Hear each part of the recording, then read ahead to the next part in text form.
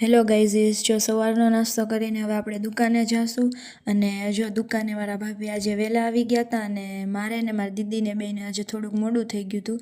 અને આજે મારી દીદીને હે ને ઓર્ડર હતો છાપ ડેકોરેશન કરીને આપવાની હતી. અને આ ઢીંગલી જો એની આંખો છે ને ખોલબંધ કરે છે. અને આ મારા ભાભી સાડીમાં પાટલી પાડે છે.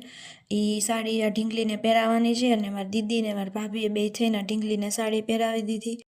અને આમાં દીદી તડકામાં રખડીને આવી ગઈ છે. એ જમીને આવી હતી, પણ અમારે જમવાનું બાકી છે તો અમે જમી લઈ.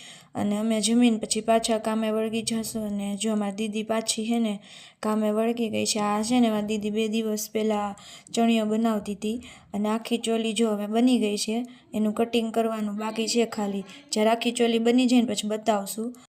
અને અમારા ભાભી છે એ કસ્ટમરનું બિલ બનાવે છે.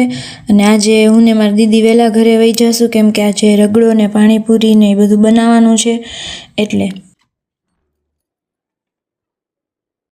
અને આની કીધે જો સોફા ઉપર માંડ ચડાય છે.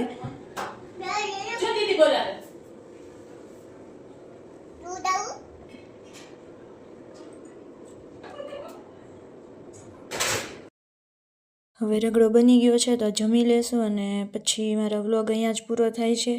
જો મારો વ્લોગ તમને પસંદ આવ્યો હોય તો લાઈક, કમેન્ટ અને શેર જરૂરથી કરજો. Bye bye.